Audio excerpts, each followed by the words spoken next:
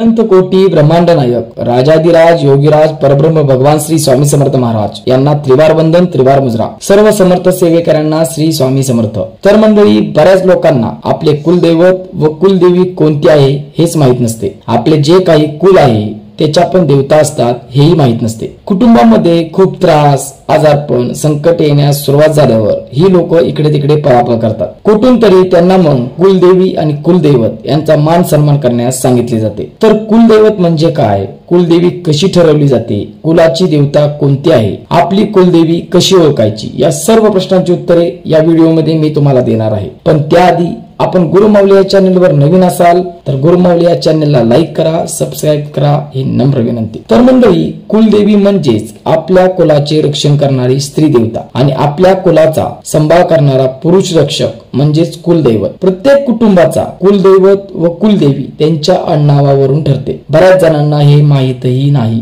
तर मंडळी, आपल्या कुटुंबाचे रक्षण करणारे जसे आई वडील असतात तसेच आपल्या कुलाचे रक्षण करणारे आपले कुलदेवी आणि कुलदैवत असतात। कुलाचार आणि कुलधर्म केल्याशिवाय आपल्यावर इतर कोणत्याही देवी देवतांचा कृपा आशीर्वाद होत नाही। कधी कुटुंबामध्ये मुलांच्या शिक्षणाचा प्रश्न, मुला मुलींच्या विवाहामध्ये अडथळे, कधी नोकरीमध्ये अडथळे, अशा विविध समस्या आपल्या कुटुंबाला भोगाव्या लागतात। तर मंडळी, काहींना वाटते की मी इतकी देवाची पूजा पाठ करतो, स्वामींची सेवा करतो, तरी असे अडथळे का? तर याचं एकच उत्तर आहे, ते म्हणजे आपल्याकडून कुलदेवीची ज्या प्रमाणात पाहिजे त्या प्रमाणात सेवा होत नाही। तर मंडळी, आपण काय करतो, आपण सुरुवातीला आपण आपल्या कुलदेवतेची सेवा न करता इतर कोणत्याही देवतांची पूजा करतो। जसं की आपण आपले आई वडील सोडून आत्या मावशी काका काकू इतरांची सेवा करतो। त्यामुळे आपल्याला पूजेचे फळ मिळत नाही आणि संसारिक अडचणी निर्माण होतात। म्हणूनच त्यासाठी आपल्याला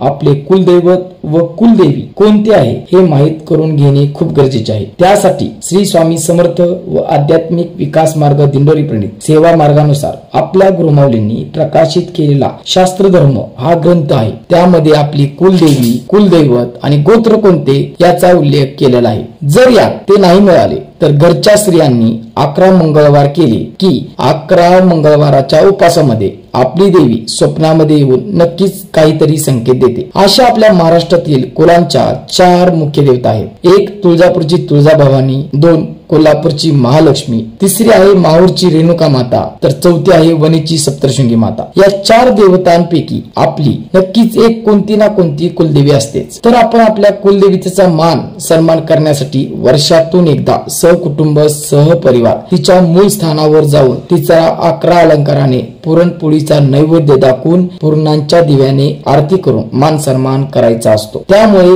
कुलदेवीची कृपा आपल्यावर नक्की होईल व आपल्या मार्गातील अडथळे दूर होतील। अधिक सविस्तर माहितीसाठी या चॅनेलवरील देवीचा मान सन्मान कसा करावा हा व्हिडिओ पाहून तुम्ही 11 अलंकारासह अधिक माहिती घेऊ शकता। तसेच महाराष्ट्रातील सगळ्या कुलांचे कुलदैवत आहेत जेजुरीचे खंडेराया आणि त्यांचा सुद्धा आशीर्वाद असणे आपल्याला आवश्यक आहे। घरात वडील मुलांचे न पटणे, वडील घरात आल्यावर किंवा वडील घरात असताना मुलगा बाहेर जाणे, तर अशी लक्षणे असतील तर आपण समजावे की खंडोबाचे ऋण आपल्यावर बाकी आहे। त्यासाठी खंडेरायांच्या मूळ ठिकाणी जाऊन एक धोतर, उपारणे, टोपी किंवा फेटा, 125 ग्रॅम हळद, खंडेरायांचा आवडता नैवेद्य म्हणजे बाजरीची भाकरी, वांग्याचं भरीत, कांद्याची पात, लसणाची चटणी व पुरणपोळी असा खंडेरायाचा आवडता नैवेद्य घेऊन आपण त्यांच्या मूळ स्थानावर जायचे आहे। तसेच माळसा आणि बानूसाठी 2 ब्लाउज पीस व त्यावर पूर्ण ओटीचे सामान घ्यायचे आहे। अधिक मान सन्मानाच्या माहितीसाठी या चॅनेलवरील खंडोबाचा मान सन्मान हा व्हिडिओ तुम्ही पाहू शकता